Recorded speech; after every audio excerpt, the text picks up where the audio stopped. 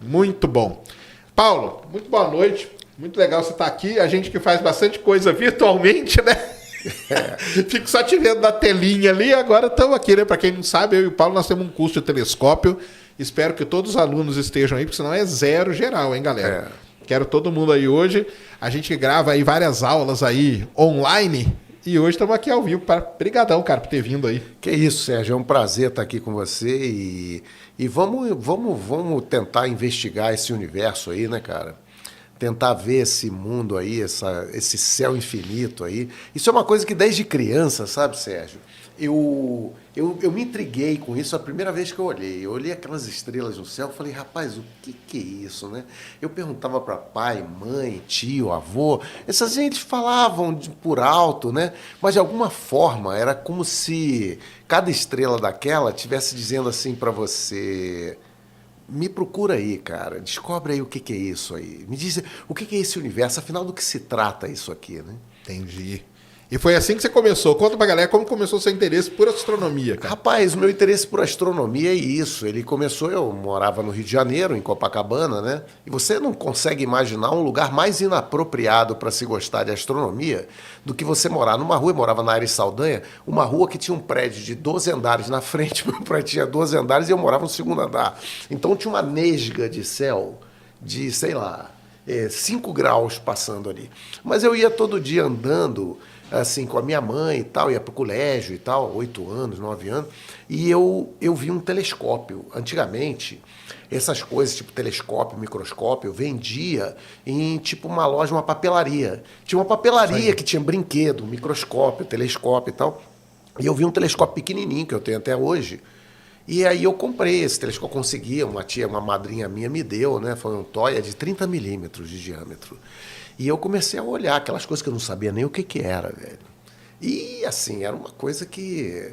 Eu fiquei estudando aquilo, né? Desde criança. E dali, quando eu fiz mais ou menos uns 10, 11 anos, eu estudava no colégio militar e era na Tijuca. E eu fugia para o Observatório Nacional, cara. E aí eu chegava no observatório, até tem uma história curiosa, né? Peculiar, que foi assim...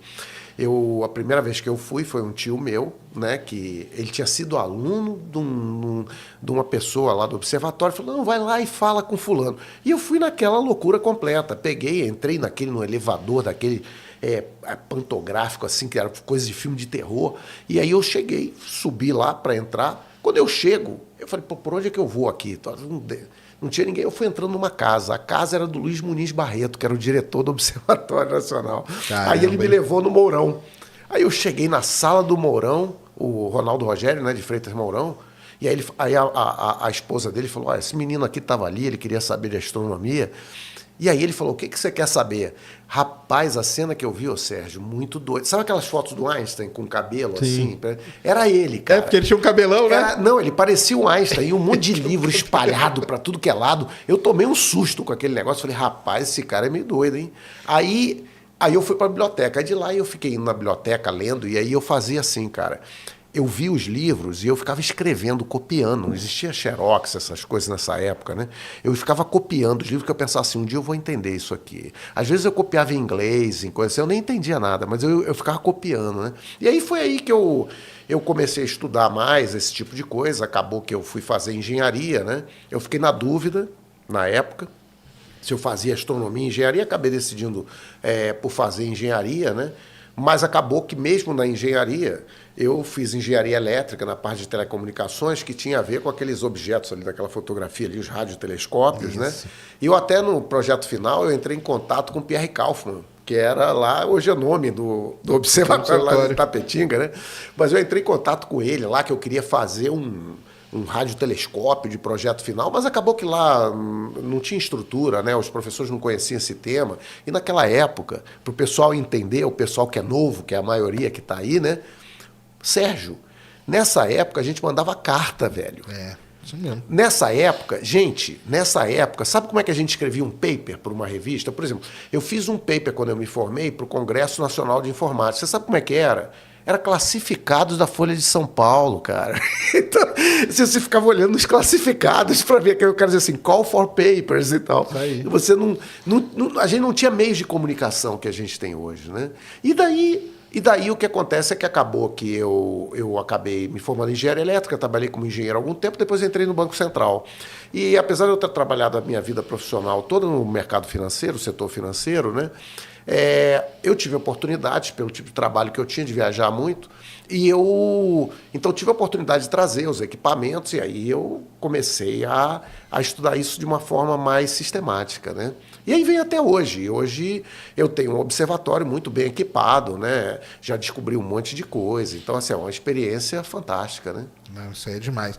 Esse negócio de carta é legal. Eu, quando vim estudar aqui na USP, eu mandei uma carta pro Daminelli, cara. Uma carta à mão. E o mais impressionante não foi ter mandado a carta, foi ele ter respondido. Ele respondeu a carta para mim. Nessa época eles respondiam sempre, né? Tem isso, né? Eles respondiam. Cara, eu acho que devia ser raro, né, cara? Não devia ser muito comum as pessoas mandarem essas coisas, né? E ele respondeu. Eu queria fazer astronomia também, acabei que eu não fiz, né? Fui fazer geofísica e tal. Acho que tem muitas histórias assim, né? Até porque naquela época, né, curso de astronomia era restrito, se eu não me engano, tinha no Rio de Janeiro e em São Paulo. Acho que no Rio Grande do Sul apareceu depois, né? Depois, Então, assim, até hoje é restrito, né? Não tem até muitos hoje lugares, pouco, né? não é muito lugar que tem, não. É complicado, né? E aí o Rio de Janeiro, o pessoal não quer ir, tem medo e tal. Mas também vem para São Paulo, não muda muita coisa, né? Mas é assim mesmo. Eu tive uma frustração, né? Que eu fui encontrar os astrônomos lá e perguntar do eclipse. Eles falaram, que eclipse, cara? Eu não tô sabendo de nada, não. Mas fazer o quê? A vida deles era outra, né? Depois que você vai entender que o cara ele estuda um negócio, né, muito específico, ele nem tem que saber mesmo de eclipse que vai acontecer, não tem nada disso. Até porque essa coisa toda, né? Essa coisa observacional é mais para nós, né? Exatamente, isso, exatamente. Né? A gente acaba tendo interesse em coisas que vão lá cientificamente, não é que não tenham valor, mas tem um valor menor, né, em relação a outras atividades, né? Então, realmente, toda essa experiência com a astronomia é uma experiência muito gratificante, né? Porque a gente está diante do universo. Então, às vezes, as pessoas perguntam assim, vem cá, quando você tem um telescópio lá, eu ponho lá numa live o meu telescópio. Aí você tem um telescópio lá, eu estou olhando uma galáxia ao vivo, cara. E aí eu explico para o pessoal, eu meço lá, né? Eu digo, olha, essa galáxia está a 1 bilhão de anos-luz. Eu tenho até uma coisa que eu escrevi, Sérgio, que eu escrevi um texto, depois até um esse colega... texto é legal pra caramba, conta aí pra galera. Vou contar. Um colega até botou isso acho que foi a esposa ou a irmã dele, colocou numa tese esse texto, né? Que era o seguinte, eu tentando explicar como que era, por exemplo, uma fotografia que eu tirei de um quasar. No caso, um quasar chamado... O que é um quasar, né, gente? Para quem não sabe. Isso aí, vamos explicar então, pra o quasar é o seguinte. O quasar, hoje, a gente sabe que é basicamente um núcleo ativo de galáxia, tá certo? Então, provavelmente é um buraco negro supermassivo ali, onde tem uma série de eventos sendo engolidos, estrelas, etc. Ele emite uma quantidade de radiação muito grande, né? E isso para a gente era surpreendente, porque ele parecia uma estrela. O primeiro quasar que foi descoberto foi, assim, mais próximo, desculpe, não foi o primeiro, mas foi o mais próximo, foi o 3C 273, né? Acho que foi o primeiro, sim. E esse quasar ele é visível com qualquer telescópio de uns 25 centímetros, você consegue ver com um telescópio. Ele parece uma estrela, mas ele está mais ou menos 1,5 bilhão de anos-luz de distância. A gente descobriu isso por causa do desvio para o vermelho do espectro, né? Isso aí já, no nosso curso de telescópio, a gente explica isso no detalhe. Muito né? bem. Então, o que acontece?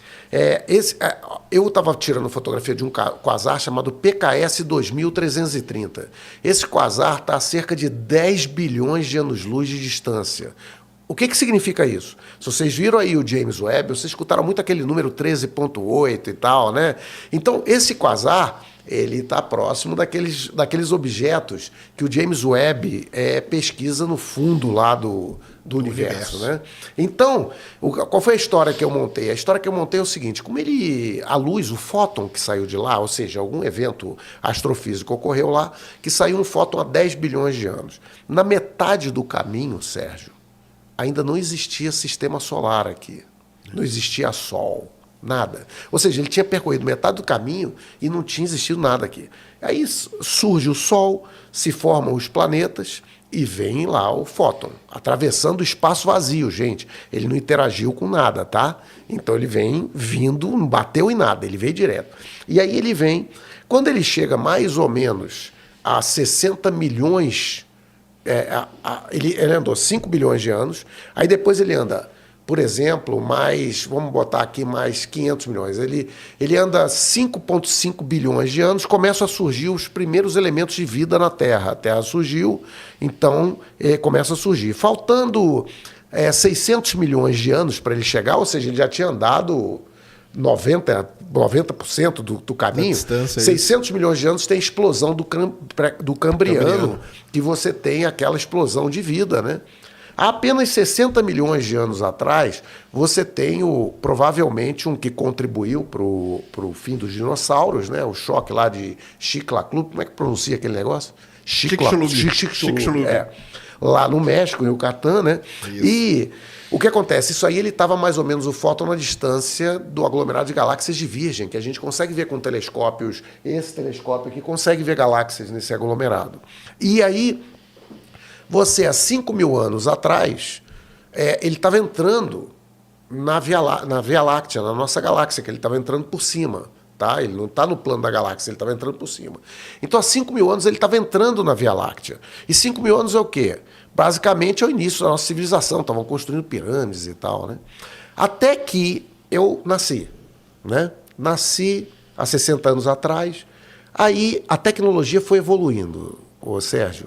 A gente foi montando telescópios mais sofisticados, computadores, CCDs e tal, papapá. Eu comprei, vindo, né? Ele vindo. E ele ia vindo e tal, atravessando e tal. Aí, no dia que eu decidi que eu ia tirar a fotografia do PKS 2330, algumas horas antes, 8 horas, algumas horas antes ele chega no nosso sistema solar, em Plutão. Eu estava no trabalho. E aí eu vou lá, monto meu telescópio e tal, papapá. Quando está tudo pronto, 1 segundo antes de eu apertar o botão para tirar a fotografia, 1 segundo, gente, ele está à distância da Lua, tá? Ele atravessa a Lua, a distância da Lua até a gente, atravessa toda a nossa atmosfera, tá ok? Entra no meu telescópio e ele vai se destruir na minha câmera, no meu CCD, onde na hora que ele é destruído, aquilo se transforma num elétron e conta aquilo ali e eu vejo a imagenzinha. Então, é uma coisa que mostra assim, a poesia da astronomia e como que esse negócio é uma coisa completamente louca, né? Então, essa experiência, Sérgio, eu tenho todo santo dia que eu olho para o céu. Não tem uma vez que eu não olho para uma estrela, que eu não olho assim e digo assim, cara, estou vendo Vega. Pô, Vega está 8 anos-luz, então essa luz que eu estou vendo tem 8 anos já. Não existia ciência sem fim, né, velho? Não existia nada, né? Então, é uma experiência muito fantástica, né? Então, a astronomia eu diria para você que a astronomia, ela é uma ciência que ela é muito exótica, porque às vezes me perguntavam assim, ela é parecida com a física? Eu digo, ela usa física, mas só que a física é um processo basicamente experimental, né? A gente tenta, mede e tal, mas com a astronomia, eu não consigo ir lá para fazer uma experiência. Então, é como se eu pegasse, por exemplo, gente, para vocês entenderem, é como se eu pegasse, por exemplo, uma câmera fotográfica e dissesse assim, você só tem um dia para analisar os seres humanos em São Paulo. O cara vai tirar fotografia de criança, de adolescente, de gente correndo, de campo de futebol, de todo tipo de coisa. Aí. E depois ele vai montar uma história com isso aí. Aí ele vai deduzir, olha, isso aqui era uma criança, ele cresceu e tal, mas ele não consegue ver um cara daquele como criança, adulto, e ele não consegue ver isso. Então... E é isso que o pessoal, às vezes, que passa essa coisa abstrata, né, da astronomia, né, que o pessoal não entende isso, né? Eles não entendem isso. Igual, só recordando, né? Eu tive lá naquele debate lá, e o cara falou assim, não, mas eu quero um vídeo da estrela nascendo. Eu quero ver a estrela, pum, e nascendo. Não dá pra colocar na cabeça da pessoa que você não vai ver isso, cara. Você vai ver uma estrela nascendo, uma outra estrela com, sei lá, 100 mil anos, uma outra com 2 milhões de anos, uma outra com 10 milhões, mas como tudo aquilo ali é estrela... Igual o Cassela falou, você vai conseguir contar a história das estrelas. uma estrela nasce assim, evolui assim e morre desse jeito. Mas não é que é a mesma. As pessoas elas querem ver a mesma acontecer. É porque isso que você está falando, Sérgio, é um outro problema que a gente tem, é que nós seres humanos, a gente tenta trazer para a nossa dimensão de tempo e espaço Exato. o universo. Então é o seguinte, gente, ninguém viu o Corcovado crescendo no Rio de Janeiro, tá certo? Ninguém viu o Everest crescendo ou os Andes crescendo, mas nós sabemos que os Andes estavam em algum momento debaixo d'água. Então, esses movimentos geológicos ou astronômicos em termos de tempo, eles são centenas de milhares de vezes mais lentos do que a vida. Nós somos um piscar de olhos. Até, Sérgio, tem uma coisa, eu não sei qual é a tua tese nisso, né? Quando falam de vida fora da Terra, né? Então, por exemplo, sempre que me perguntam isso, eu digo da seguinte forma, olha, a gente tem algum dado, nós não somos completamente cegos, nós temos algumas evidências. Então, por exemplo, uma evidência que a gente tem é que a gente não viu nada, isso é uma evidência, tá certo? A outra evidência que a gente tem é que se tivesse existido, dados os tempos envolvidos, né, e dada a velocidade com que a nossa civilização cresce, se fosse fácil ter uma civilização qualquer que chegasse a níveis absurdamente sofisticados, a gente veria, muito provavelmente, na nossa galáxia, por exemplo, alguma coisa que a gente não explica normalmente. Aí, qual foi a minha tese? Eu disse o seguinte, parece que realmente o que acontece é o seguinte, a vida deve ser ampla no universo, mas ela deve encontrar algumas barreiras muito grandes, de tal São modo... os filtros, né, que a gente chama. De tal modo que eu acredito que eu comparo com uma noite com os pirilampos lá, né, os vagalumes. Que é o seguinte, a civilização é algo fantástico, mas ela tem a vida efêmera de um piscar de um vagalume. Então, se você pegar e fizer um filme ali, ou botar uma foto de grande exposição, você vai ver 50 civilizações. Mas a cada momento você vai ver um vagalume piscando. Então, provavelmente, a Via Láctea é um grande cemitério de civilizações que, por uma razão ou por outra, por um cataclismo cósmico ou algum cataclismo social, alguma coisa, ela não foi viável. É a minha visão desse negócio. Eu não sei qual é a tua aí. Eu já acho que essa coisa de civilização, assim, inteligente, tá? Eu já sou bem cético, né? Igual a galera sabe aí. Mas é meio isso mesmo, né? É meio que o que incomodou o Fermi lá, né? E aquela galera toda foi daí que eles criaram, né? Essas teorias de grande filtro. Será que nós somos muito jovem? Será que nós somos muito velho? Será que as outras já se autodestruíram, né? E aí tem a da Floresta Negra, né? Será que tá cheio, só que tá todo mundo escondido com medo do outro aparecer? E aí ninguém põe a cara. Então tem todas essas visões. Mas o que você falou é legal, né? Que se tivesse como a gente parar e fazer uma foto de, sei lá, 200 mil anos de exposição, por exemplo, a gente poderia ver essas coisas pipocando. Eu acho muito ingênuo a gente fazer um trabalho, por exemplo, de pegar um radiotelescópio e tentar achar uma comunicação. Que a gente quer achar na você nossa existência, né? Na verdade, você está querendo ver um espelho, né? Você está olhando e está tentando ver se tem alguém como você, né? Exatamente. É uma bizarrice, assim, para mim. Eu acho que é divertido, mas eu sou muito cético que a gente encontre alguma coisa nesse sentido aí, né? Ah, sim. Então, a astronomia, ela é fantástica porque ela envolve não só, né, Sérgio, essa questão da física, a gente está falando de vida em outro planeta, mas ela envolve também uma questão fundamental que é o que é isso? Da onde veio? Né? Cosmologia. O James Webb está aí para tentar ajudar a gente nessa direção. Né? Afinal, do que se trata isso aqui? Né?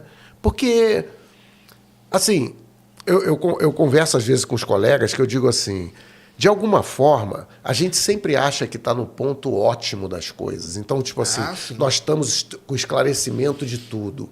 Quando a gente olha para trás, a gente vê que nós vivemos em fantasias e ilusões a vida inteira. Tipo assim, cara, qual era o mundo, Sérgio? Que lá nas nossas aulas lá que a gente falava dos grandes refratores, né? Qual o mundo que um cara como Maxwell, por exemplo, que montou toda a estrutura do eletromagnetismo, qual é o mundo que ele acreditava no universo, rapaz? Ele não sabia nem que tinha galáxia. Ele não sabia nada. Então é o seguinte, e aí quem disse para você que hoje nós sabemos? Eu quero dizer o seguinte, quem disse que daqui a 50 anos a gente não vai dizer assim, rapaz, aquele pessoal lá era muito otário, eles acreditavam naquela fantasia, eles acreditavam... A ciência é essa busca, né? Isso mesmo. Não vou dizer de verdade, que eu não gosto de falar dessas coisas assim, mas a busca do que é essa coisa aí que está aí fora, né? Eu acho que a busca aí é atrás de resposta, né? Mas cada vez você vai atrás de uma resposta que vem mais que questionamentos, né? É o que eu falo disso aí, a história, por exemplo, um buraco negro, né? O Einstein criou tudo ali nas equações e tal, mas ele mesmo duvidava. E o buraco negro veio vindo até pouquíssimo tempo atrás, era tudo meio que ficção. Hoje a gente já tem a foto, né? Matéria escura é um negócio que hoje a gente não faz meia ideia. Pode ser que daqui 50 anos você resolva. E o pessoal vai falar, coitado daquele pessoal lá em 2020, cara, que viviam nessa, né, pensando que era um negócio assim, e é isso aqui. Mas é isso que é legal da parte da ciência, né, cara? O que é chocante para mim é que muito do que você falou aconteceu durante a nossa vida. Então, por exemplo, eu com 30 anos, o buraco negro era uma hipótese. Então, assim, foi durante a nossa vida, a evolução foi tão rápida nesse sentido, né, que me chamou a atenção. Então, por exemplo, quando a gente fala de energia escura, de matéria escura, né, muitas pessoas imaginam que a gente sabe do que se trata, a gente sabe do efeito. A gente sabe do efeito e não quer abandonar nossas teorias. Então é o seguinte, como a gente que não quer abandonar nossas teorias, conservação de energia, etc., porque a gente tem uma série de evidências de que isso deve ser real, a gente insiste nas nossas teorias e aplica isso para fenômenos que a gente apenas observa, coisas que a gente não compreende. Então por que a gente chama de matéria escura? De repente essa matéria não existe. Mas a gente chama de matéria escura porque para explicar o efeito que aquilo tem gravitacional, a gente diz, não, isso tem que ser uma matéria. Então vamos botar aí até que alguém descubra que não é isso, né? Então tem muita ilusão nessa coisa, né? Não, o escuro que eu falo, né, tem esses erros. Não é que é erro, né? É que são as palavras que são meio mal usadas, né? O escuro é no caso de ser desconhecido, né? O dark matter, o dark do inglês, não é que o negócio é escuro porque é preto, não. É porque ele é dark de ser não ter o conhecimento daquilo. A gente não sabe o que é, né? Exatamente. Mas ele pressupõe, por exemplo, que é uma matéria. Sim. E a gente não sabe. Pode ser que nem seja Pode matéria, ser que não né? seja. Exatamente. Então, por exemplo, se for um monde, por exemplo, ou seja, uma teoria modificada gravitacional, não precisa da matéria. E isso aconteceu na história da ciência N vezes. Por exemplo, um caso clássico, o éter. Então, se acreditava piamente... Por quantos séculos, sei piamente lá, né? que não tinha um vazio, era um éter, né? E o pior, olha só a loucura, Sérgio. A gente primeiro acreditava no éter. Aí vem o Einstein e dispensa o éter. E logo depois a mecânica quântica coloca uma energia no nada, no vácuo, flutuando. Então, volta uma espécie, né, de éter. Então, assim, esse troço é meio vai e vem, né? Uma coisa que é fantástica. Não, e até a própria energia escura aí, muita gente que fala que pode ser a própria constante cosmológica que o Einstein arrancou, né? Que aquele negócio incomodava ele, falou, quer saber, cara, tira esse negócio aqui de lado, e agora pode ser que tenha que voltar, né? O pessoal estuda. Na realidade, essa até história boa aí pro pessoal, não sei se o pessoal conhece, mas é o seguinte, quando o Einstein bolou lá a teoria dele, tinha um problema, que era o seguinte, a solução preferencial para aquilo era um universo em expansão, e ele acreditava piamente, como depois o Fred Hoyle e tal, que o universo era estático e infinito. Ele acreditava na cabeça dele. E ele não se revoltou com aquilo. Aí ele inventou a tal da constante cosmológica para criar um universo estático. Ele não inventou para o que é. Então, quando você vê diz assim, não, porque a constante cosmológica... Não, a constante cosmológica hoje representa exatamente o contrário do que ele queria que ela representasse. Então, a ciência, né, Sérgio, ela surge, não é porque apareceu um cara brilhante que descobriu e só tinha gente ignorante em volta. Isso é um esforço de muita gente. E todos erraram, os mais brilhantes erraram. Né? E essa sequência de correções que é a ciência. Né? Isso, exatamente. E muita gente até fala, né? Por exemplo, veio Einstein, então quer dizer que acabou o Newton, né? Newton não serve mais para nada. Muita gente fala isso, né? Não é assim, é por causa dessa... É que a gente fala da evolução essa palavra também ela dá muito pano para manga, né? Que você fala, evolução da ciência. Quer dizer, surgiu um negócio, o outro não vale mais. Não é isso, né? Não é isso. Inclusive, ela se aplica a domínios que a gente chama diferentes. Então, por exemplo, o engenheiro civil, ele não vai precisar usar a teoria da relatividade. Nunca, né? A mecânica de Newton funciona perfeitamente. Existe até um outro ponto interessante que eu queria levantar com você, que é o seguinte...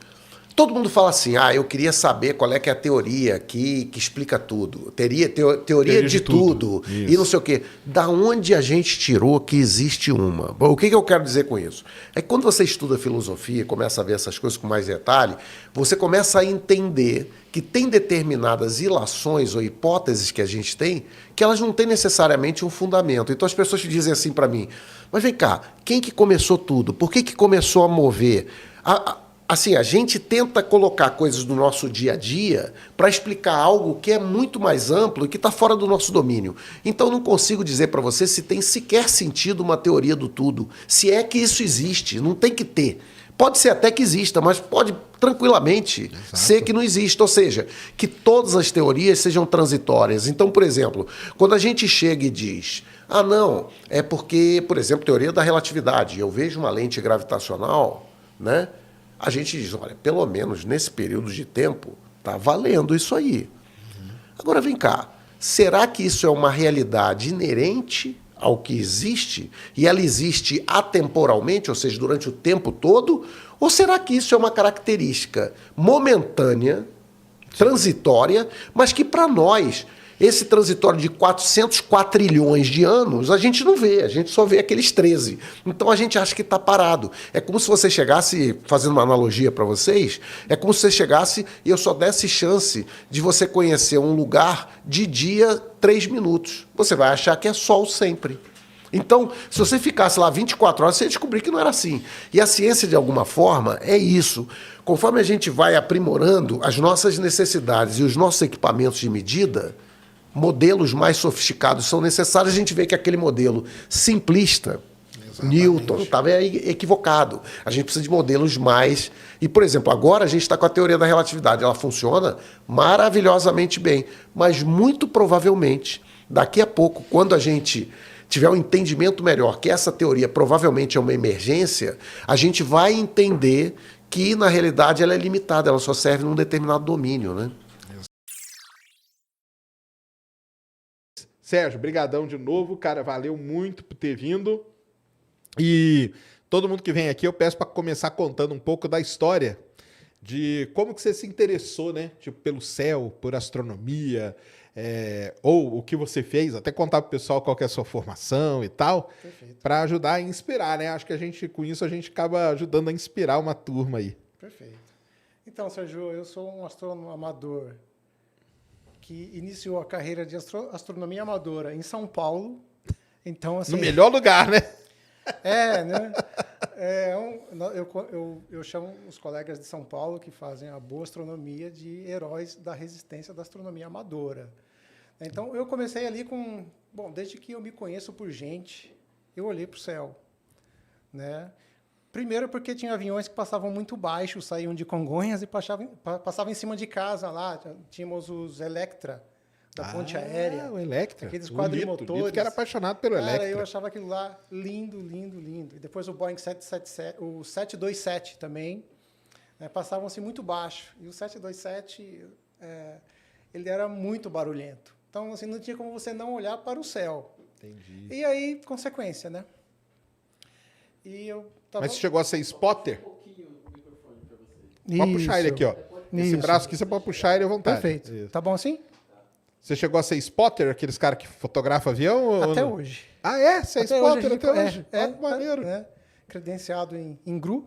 Olha só. Então, até hoje a gente corre atrás de avião, de várias formas. Hoje, por vídeo monitoramento, também. Né? Eu tenho 2 radares ADS-B, que ajudam a resolver muitas questões que envolvem a detecção de luzes, né? Ou então, para fazermos análises e tal, e ajuda bastante a questão do radar ADS-B. Eu forneço dados para o Flight Radar 24. Olha que legal. E para outros, né? Para uma meia dúzia de aplicativos, né? Certo. De rastreamento de voo. Então, a aviação sempre teve ali, é uma consequência você olhar para o céu. Uhum. E ali em 1979, você olhava para o céu e via Electra, você via Boeing 727, e você via o Skylab caindo. Então, eu vi várias vezes assim, o Skylab muito baixo. Né? Como que você sabia? Pela inclinação, eu já procurava tentar entender a inclinação orbital, essas coisas, e dava para inferir que era o Skylab. Então eu conseguia ver o Skylab alguns dias antes da queda dele. Isso eu tinha cerca de 10 anos, 12 anos aproximadamente. O Skylab, para a galera que não sabe, o Skylab foi uma das primeiras estações espaciais, a primeira americana, né, na verdade, né? E ela já foi meio que para o espaço já com problema, né? Deu problema naquele negócio, colocaram aquele pano lá, né? Tem um pano lá, toda a imagem dele tem aquele panão dele lá. Isso, no lançamento, né? Parece que ele se moveu no veículo lançador, né? E aí, quando ele chegou em órbita, estava com vários problemas, né? E fizeram, assim, 3 missões, 2 foram de resgate dele, na verdade. Tentar Porque consertar. o Skylab, ele era, na verdade, ele era uma... O que o pessoal fez? Só para a galera entender, o programa Apollo terminou, mas ainda tinha foguete. Então, eles reaproveitaram uns estágios do Saturno V. Isso. E um dos estágios do Saturno V virou o Skylab, que foi lançado. E aí depois foi essas missões, isso mesmo. Exatamente. Nessa época eu lembro que o pessoal vendia capacete já para prevenir da queda do Skylab. Né? Lembra disso? Não lembra disso? Sério mesmo? É verdade, vendia capacete. Como se fosse proteger de alguma coisa, né? Exatamente, né? Mas era uma Cara, e se tivesse câmera da Bramon na época, ia pegar umas imagens bonitas, então, né? Ia, né? Ia sim. Né?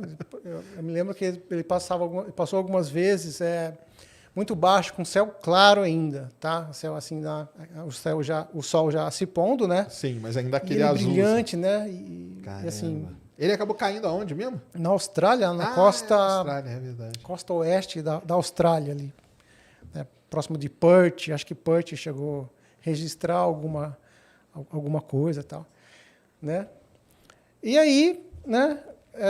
A astronomia amadora foi uma consequência, né?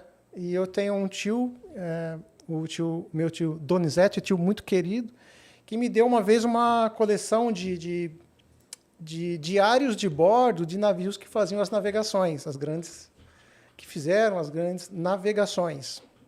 Caramba, que legal! Cara, e assim, isso fez uma diferença muito grande na minha vida. A forma como, né, você enxerga as coisas, você se enxerga como gente, né? Isso me levou, décadas depois, a fazer um curso de graduação em geografia, tá? E o que acontece?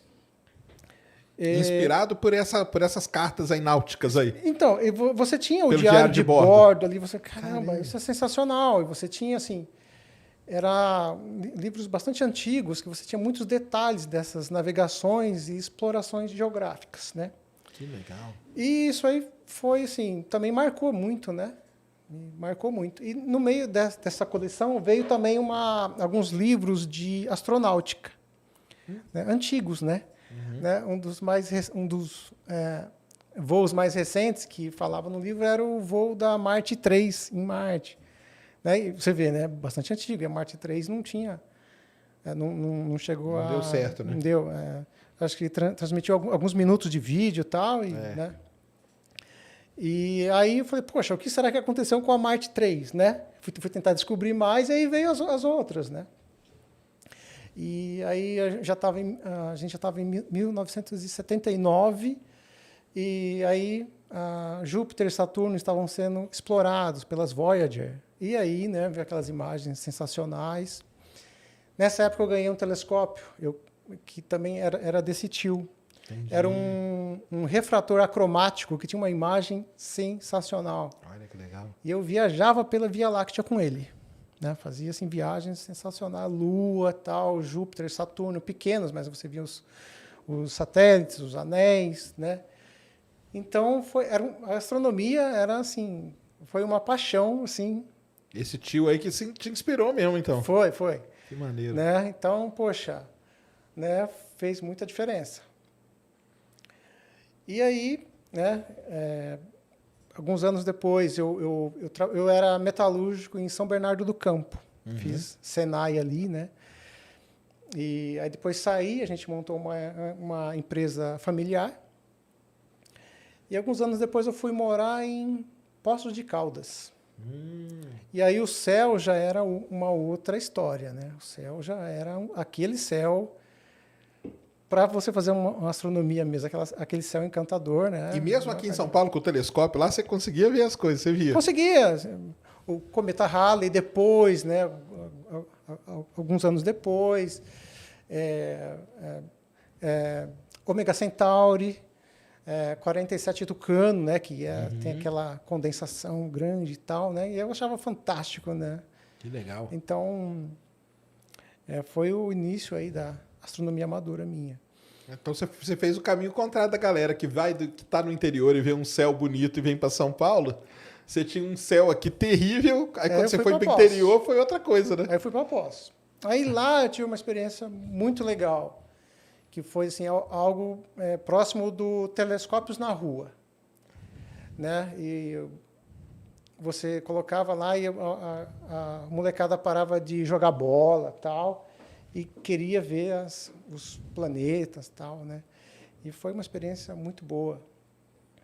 E nessa época, logo depois veio assim o cometa Hale-Bopp, veio antes, acho que foi o impacto em Júpiter. Impacto em Júpiter foi em 94, impacto em Júpiter, né? Isso, e depois, né? Eu trabalhava com confecções nessa época, a gente tinha loja e eu fazia vendas ali na região do sul de Minas. E teve uma noite, eu falei, poxa, eu ia fazer essa viagem e levei o meu binóculo 7x50. E eu falei, poxa, vou tentar ver o cometa Hale-Bopp. Parei no alto da serra, fica acho que 1.400 metros, para depois descer o planalto ali de Poços de Caldas, né, e seguir viagem. Eram umas 3 horas da manhã e eu não consegui ver o cometa, porque o campo estrelado assim, era espetacular, né? Não dá para achar o cometa ali, cara, né? Não vou conseguir achar o cometa, não. Né? Ele já estava visível ali, começando a ficar visível a olho nu, mas eu desisto. Comecei a descer a serra, tinha pouca nebulosidade, e daqui a pouco, né, eu me deparei com um cometa fantástico, né? Eu olhei à minha esquerda, fazendo aquela descida, uns 9 quilômetros de descida, e tinha um cometa caudado na minha frente, né, ao lado ali. Era o cometa Hyakutake, que eu vim saber depois.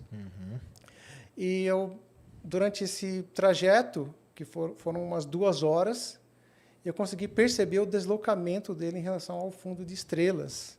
Então, eu vi que era um cometa que ele estava muito perto, chegou de surpresa, e foi uma visão, assim, foi a melhor visão de cometa que eu tive, né? Entendi. Depois teve o Hale-Bopp. Foi ver Hale-Bopp 97 também, ali. né? E eu olhava, estava no centro de Poços de Caldas, e eu olhava para cima e vi o cometa. Cara, era assim, foi fantástico também, né? Muita gente fala do Halley, né? Que foi aquela meio que decepção, né? Tá falando em decepção na astronomia, daqui a pouco nós vamos falar de outra. Mas foi meio que uma decepção, né? Que o pessoal esperava. Mas depois tiveram cometas bons, né? Então, o Hale-Bopp e o Hyakutake. Né? Depois teve um Lovejoy também aí. Lovejoy. Que foi lindo também. Então, pessoal, tem que ficar ligado, porque não é só os cometas famosos, não, que dão show. Né? Também teve. Também. Né? McNaught também foi bonito. E o Hale-Bopp, você via ele na estrada, você via ele em qualquer lugar, ele era muito bonito. Foi, né? Para nós ainda não foi tão favorável, né? Mas no hemisfério norte foi fabuloso, né? Aliás, o hemisfério sul está devendo um pouco de cometa, né? Tá, né? Tá ruim, esses últimos aí também, né? Para cá ficou ruim. Né? Lá para eles estava bom, né? O Leonard, o Neil Wise, né? Do ano também passado, retrasado, né? Exato. Foi bonito Neil lá Wise, e para nós aqui...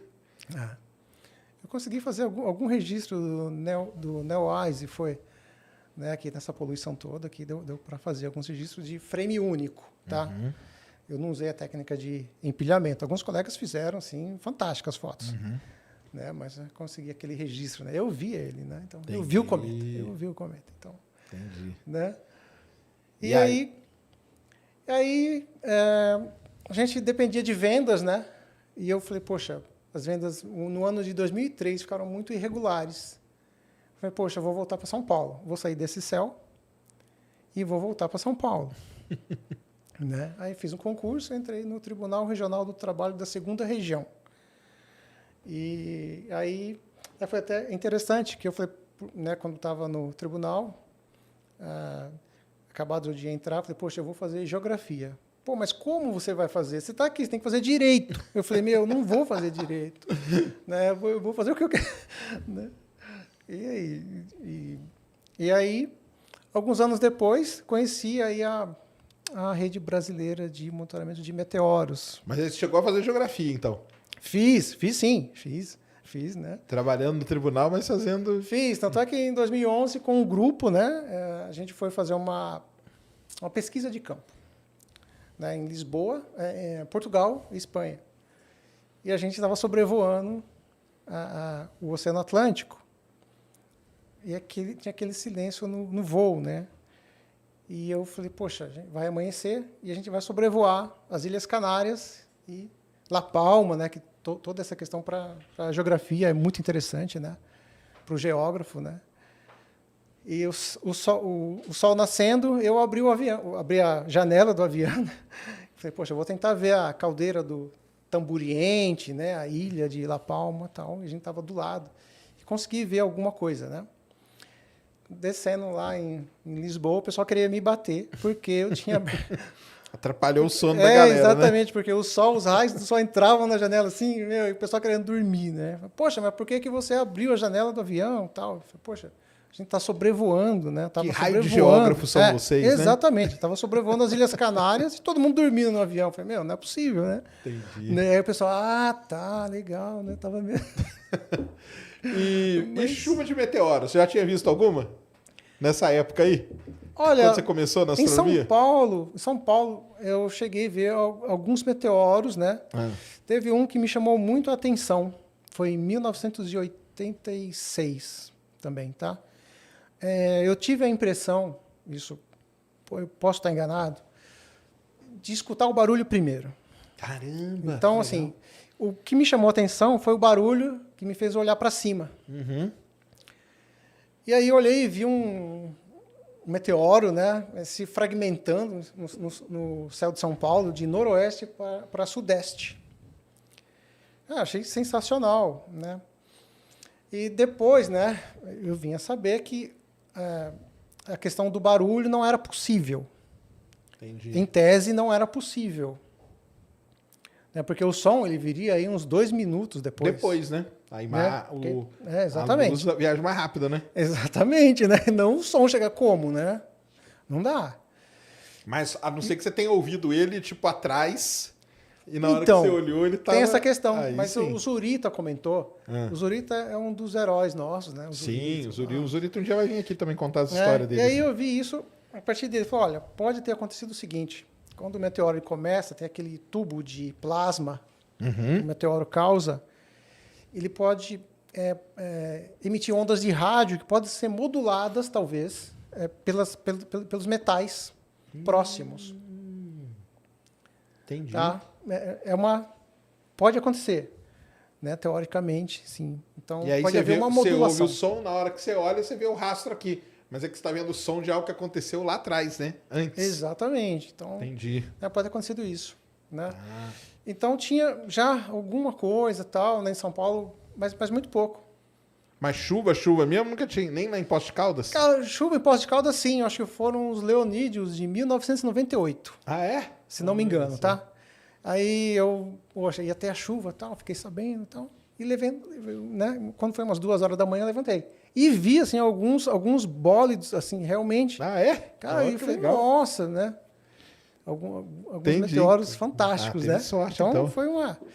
Mas, exatamente. Então, aí em São Paulo, o que eu fiz? Eu instalei, tinha algumas câmeras de segurança, e eu instalei uma câmera que mostra o horizonte.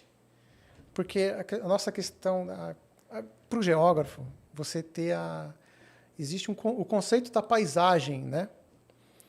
Da composição da paisagem, né? Da transformação da paisagem. Então, tem né, esse conceito conosco. Você instalou uma câmera para, tipo... Pra olhar o horizonte, o skyline de São Paulo. E ver como que ele ia mudando ao longo do tempo. Isso, tipo exatamente. Fazer tipo um estudo para você, assim. Exatamente. E isso me ajudou na geografia. Por quê?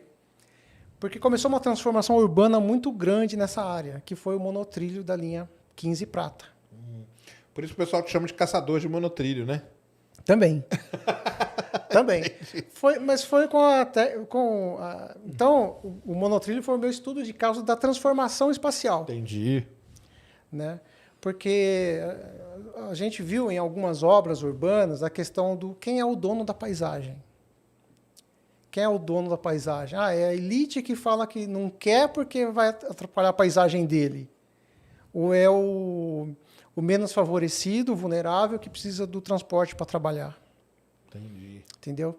Então, isso, né, foi o meu estudo de caso. Tal. Então, o monotrilho foi uma referência. E as técnicas fotográficas eu passei a estudar, a melhorar as técnicas fotográficas, né?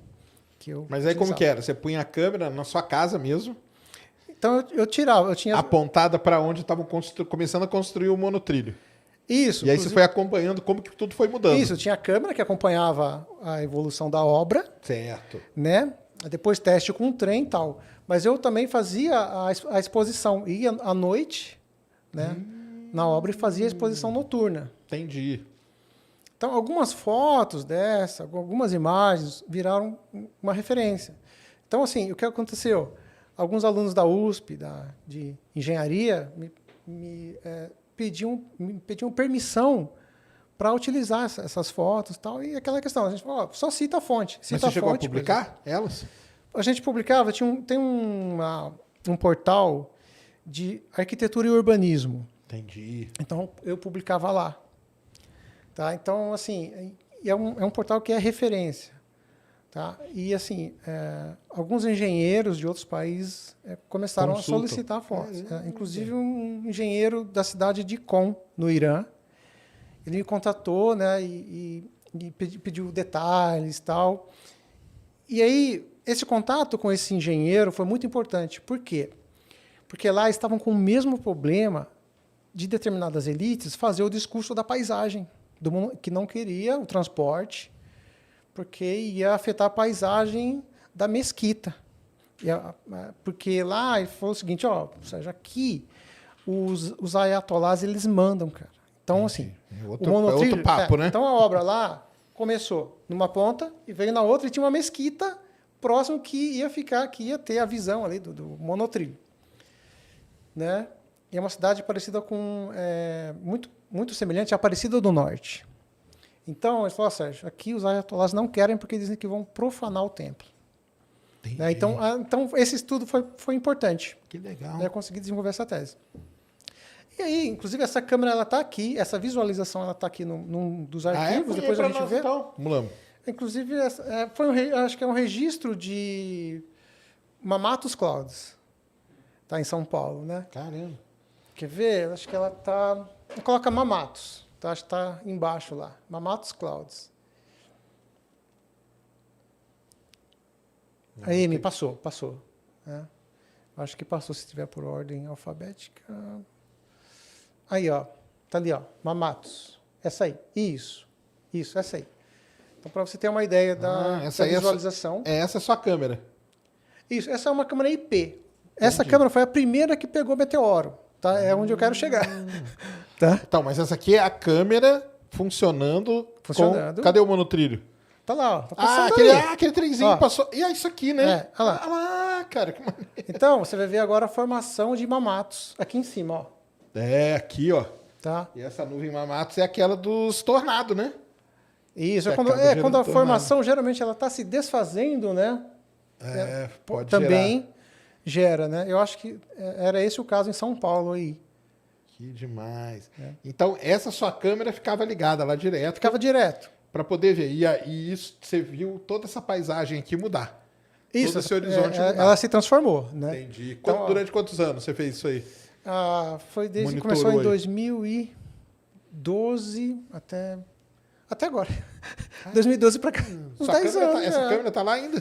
Tá lá. Tá lá? Tá ao vivo. Olha, que legal. Tá ao vivo. Tá ao vivo? O pessoal consegue acessar, não? Não. Eu consigo acessar aqui do telefone. Tá. Entendi. Exatamente. Que não tá na rede. cara.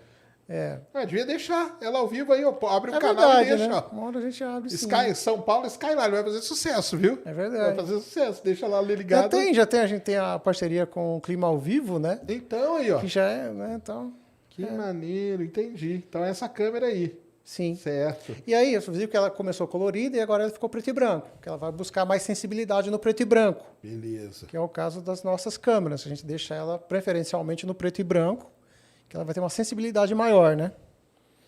Tá? E essa câmera que você ia falar que foi o quê? A primeira a registrar meteoro. Foi. Porque aí tacou aqui o céuzão, né? Exatamente. Aí riscou aqui, você É. pega, né? E ela não é ideal para registrar Sim. meteoros. Por quê? Porque uma câmera IP ela tem uma compressão de vídeo, que eu acho que é o H264. Acho que é isso. Só que você perde frames, tá? Perde. Mesmo assim, eu consegui nas Perseidas de 2018, acho que foi isso, registrar 2 meteoros. Só que não tem o alarme de detecção. E aí, eu vou ver. Vou lá, vou pesquisar, né? Lá, dia 13 de agosto, tal, vou lá. Aí vi, 2 meteoros. Acho que eu consigo. Porque a minha dúvida era o seguinte. Eu conheci a Bramon foi através de você. De inclusive. mim? É. Sério? Você estava fazendo uma transmissão do Clima ao Vivo. É? Não, Clima ao Vivo não, perdão. Astronomia ao Vivo. Ah, lá no Astronomia ao vivo, né? com a galera lá. Tava lá o Marcelo Domingues. Machado Domingos, o Newton, Ayatollah. o Newton lá de Londrina. Isso, o Martini. Renato Poltronieri. O Poltronieri. O Zurita tava tomando. Aí o Zurita, ele pegou uma câmera, era uma câmera pixel mais semelhante Então, a porque essa. nessa época aí, minha relação com a chuva de meteoro era boa ainda. Eu ainda dava uma chance para elas. Depois a gente piorou. tentava mostrar. Depois aí descambou o nosso relacionamento. Mas você tá em São Paulo, né? Não, mas eu nem ligo pra isso não, porque aí a gente pega a câmera do mundo inteiro. Mas, cara, eu já não... Mas nessa época aí, a gente transmitia chuva de meteoro, várias coisas com essa galera aí mesmo, Isso, entendeu? exatamente. E aí o Zurita sempre participava. O Zurita, eu acho que ele pode ter nisso aí.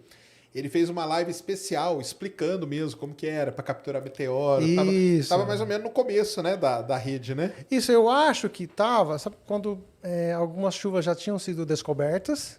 Tá? Bom, ele é mestre de contar essa história, né? Ele, o Lauriston, né? O Renato também.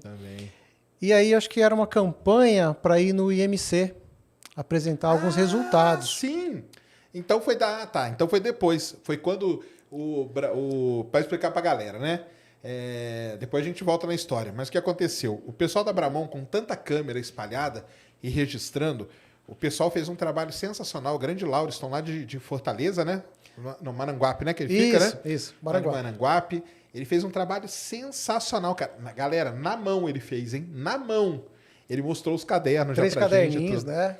Ele foi anotando tudo, fazendo tudo, arrumou uma equação e tal. E eles descobriram chuvas de meteoro que são boas, vamos dizer, boas, né? Com radiante aqui no Brasil, né? Então, eu até brinco que são chuvas de meteoro brasileiras que eles descobriram. E nessa época aí eles iam para o Congresso Internacional para mostrar esse resultado, que era um resultado da Bramon, usando a técnica deles lá e toda a análise de dados deles, chegando na chuva de meteoros. E a gente fez essa live aí para arrecadar a grana. Isso, não tinha dinheiro, né? E o Lauriston estava desempregado, né? Inclusive, foi por isso que ele conseguiu, né? Foi por isso que olha só, ele perdeu o emprego, galera, e aí ele tinha tempo, ele falou, vou focar minha cabeça nisso aqui, né? É uma história muito legal do Lauriston, grande Lauriston. Né? Foi. Então você conheceu ali? Foi ali. Eu falei, eu vi lá, aí o Zurita... Falou, pô, mas essa câmera minha é a câmera que eu tenho aqui vendo meus monotrilhos. Falei, cara, eu acho que eu consigo fazer isso, né? Acho que eu consigo fazer, eu vou tentar, né? Quem sabe? Aí já tinha registrado esses 2, né? Meteoro, aí eu mandei para ele um trechinho do vídeo, né? Acho que ele nem viu o meteoro. Acho que ele nem viu. Pô, Marcelo, você viu aí o meteoro? Mas eu acho que ele não, acho que ele não viu depois. Você tinha registrado, você não tinha divulgado em lugar nenhum? Quando você registrou os meteoros? Não. Não chegou? Ah, caramba! Não tinha. Eu falei, poxa, mas eu conheci o trabalho deles, né? Poxa, esses caras são fera, hein? Poxa, será que eu consigo fazer? Poxa, eu vou montar uma câmera, vou tentar montar uma câmera e vou fazer alguns testes, né? Aí ali em agosto de 2018 já montei uma câmera mais específica, né? A gente tira a lente e tira um filtro infravermelho, um filtro de infravermelho. Ela fica mais sensível. Boa, isso aí também é bom explicar para a galera, que é o seguinte, você compra uma câmera hoje na loja ali, uma, sei lá, Canon T5i, por exemplo, uma câmera aí de entrada DSLR. Essa câmera, ela não foi feita para fotografar o céu, foi feita para fotografar festa de aniversário, tal, paisagem. Exato. Então ela tem, na frente do sensor ali, vai uma películazinha bem fininha, Isso. que é um filtro infravermelho para bloquear essa radiação, senão a foto ia ficar horrível, né? Foto de Exato. aniversário ia ficar um negócio horrível. Sim. Só que aí, pessoal, se você pega essa câmera desse jeito e aponta ela para o céu, a foto do céu não vai... Aí você vai ficar bravo comigo, vocês vão xingar, porque muita gente já veio me xingar. Mas você falou... Eu falei, não falei isso não. Que se eu apontasse a câmera ia sair a foto desse jeito. Não sai. Porque você tem que modificar a câmera. Então você abre, e eu já perdi câmera, porque eu fui uma vez tentar fazer isso sozinho e me ferrei, perdi a câmera. Você desmonta a câmera Acontece. toda, galera, e lá dentro você puxa e tira esse filtrozinho aí. E aí depois você monta a câmera de novo.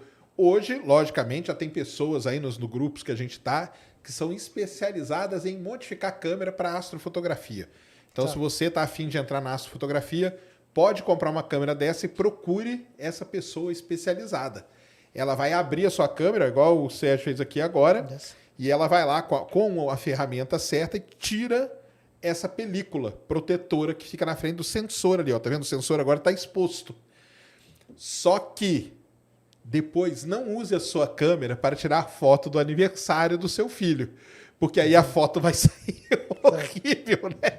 É que o pessoal... Aí você perdeu a câmera. Perdeu entre aspas, né? Ela vai ter que ser para astrofotografia.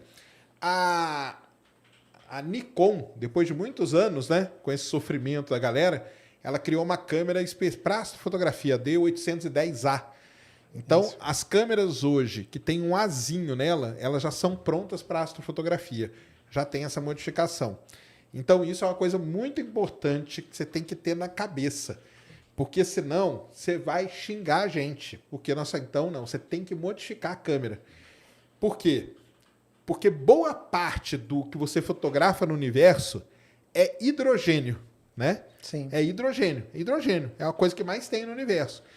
E o danado do hidrogênio, ele emite, né, vamos dizer assim, na luz vermelha. Então, para você ver as nuvens de hidrogênio, as nebulosas e tal, você tem que tirar esse filtro. Senão você vai tirar, não vai ver nada, porque ele está bloqueando justamente, né, aquela radiação. E na câmera aqui você fez a mesma coisa, é isso? Isso, você tira... É um filtro, né?